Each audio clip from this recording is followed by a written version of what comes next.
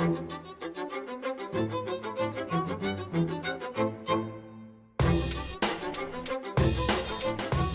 back to another edition of Straight Shooting Sports Talk, and I'm your host, Dujane Bland, and as always, we're talking NFL here, and we're going to bring you the Thursday night matchup, the 5-1 Seahawks against the 3-3 Cardinals. Now, the Seahawks bounced back with a 34-28 win over the Colts. Then they take the win against the Tennessee Titans again last week. Russell Wilson starting to get in a little bit of a groove, but really just doing what he needs to do to win football games, because that defense is just flying around, making plays, and giving the offense plenty of opportunities. Now, when you look at the Arizona Cardinals, the guys are simply just up and down. Thought Carson Palmer would have a better start to the season. He's throwing a lot of picks through 2 last week. But the great thing about last week, Cardinals was able to get Larry Fitzgerald 6 catches, $117, getting him more involved in the offense and starting to make him a threat so that they can open up this offense and do what really I think most people think that Carson Palmer can do. Now, when you look at this matchup, it's all going to come down to turnovers. We all know that Carson has been a turnover machine. That defense of Seattle is going to be very, very tough. They're going to have to establish a balanced attack, having the run game be the forefront of their offense, and then be able to open it up with the pass. If they end up being pass happy in this football game, it's going to be a hard way to go. With that being said, we know what they have over there with the Seahawks and that offense. Russell Wilson, dual threat. You have Marshawn Lynch back there in the backfield. And hey, it doesn't matter whether it's Tate or any other guy out there on the wide receiver core. They can get the ball and spread it around very nicely and move the ball down the field. In this matchup, I think you have to take the Seahawks. They're clearly the better football team. Yes, they're going into Arizona. But as I said, Carson Palmer hasn't proved that he will not throw the pick. He's been throwing it every week. I expect him to throw it this week, and this week is going to hurt them more than not. And the Seahawks will take the win in this matchup. Now let's take a look around the league at some other matchups. We're going to look at the Patriots and the Jets. Patriots 5-1, Jets 3-3. Rookie quarterback, we know how Belichick is. He's going to find a way to make that quarterback make mistakes. Tom Brady's been Tom Brady. Nobody thought that they were going to win. I changed the channel against the Saints, and they came back and won that game. I expect them to go to New York and get the win there. We move on to the Chargers and Jags.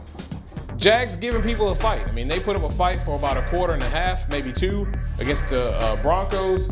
Chargers are looking very well, moving the ball down the field. Phillip Rivers looks comfortable. I expect them to get the win in that matchup. Now we move on to the Bills and Dolphins. I think there's a possibility of an upset here. Now you look at the quarterback play for the Bills. They've had 2 go down. Now they've got this young man coming in. He looked pretty good. Looked comfortable, man. I think he might be able to pull it off. Maybe. But I don't feel that good about it. I'm going with the Dolphins in that matchup. Next, we're looking at the Rams and the Panthers. Panthers still trying to find out who they are. The Rams are still trying to find out who they are. They had a pretty good win. I don't know. I mean, it's a toss-up, but I'm going to go with the Rams. I think their defense starting to get back to their old ways of being nasty, getting after the football, getting after the quarterback. I think they're going to give that offense of the Panthers a little bit of trouble, be able to take away the ball a little bit, and get an opportunity for them to be able to win that ball game. Last but not least, we're going to look at the Lions and the Bengals. Both guys 4-2. Andy Dalton looked great last week, had great fantasy points, and I left him on the bench. The Lions, they're moving the ball, looking very, very well. Matthew Stafford doing an excellent job of finding his receivers. This is a very, very tough one to be able to call, but I am going with the Detroit Lions in this football game.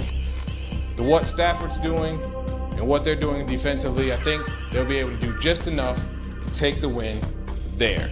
And that is a look around the league at the highlights of some other games. Hope you enjoy those. Now we're going to take a look at our other big matchup, and that's in the NFC East. The two 3-3 teams in this woeful division, the Cowboys and the Eagles. Now this is a game for first place, and both teams are really dealing with injuries. We look at the Eagles, they're dealing with their quarterback, trying to work back off of injuries. Probably not going to play this week, so they're going to have to go with Nick Foles, who did an excellent job against a ruling and downward spiraling Buccaneers football team, but is getting the job done, moving the offense down the field. Now, last week, the Dallas Cowboys were able to take advantage of a Redskins team that special teams is quite horrible, scoring 2 touchdowns on special teams, enabling them to get the win over the Washington Redskins. Now, when you look at the Cowboys, Ware, out. Ratliff hasn't been there, out. And then we have Murray, out at least a week. So now we have a lot of injuries on a defense that is playing with a bunch of no-name guys and played halfway decent against the Redskins. And now with no Murray, we need to find a way to get the ball and be able to run the ball to give Romo less pressure in thinking that it all is on his shoulders. I like the matchup that the Eagles present for the Cowboys. Again, we have weak area in the secondary with the Cowboys, safeties per se, corners playing average, but the middle of that field is wide open for the taking with the tight end or with a wide receiver coming across the middle that can get separation. And this is going to be a matchup that I believe the Eagles can win. If the Cowboys cannot get a running game going, now that's not saying that this Eagles defense is that great, but they can get pressure on you. If they can't get a run game going and they can force Tony Romo to be a passer, we know Romo has the tendency to turn the ball over in critical moments. But this Chip Kelly offense is fast. They score points. And it took special teams to beat the Redskins by as much as they did last week. And with all the injuries that the Cowboys are facing, not in their home stadium, I'm going to take the Eagles in this matchup. The Eagles, fast-moving offense, getting points on the board fast. And the defense, I think, will do just enough to make the difference in this ball game. Well, again, we thank you for watching our show.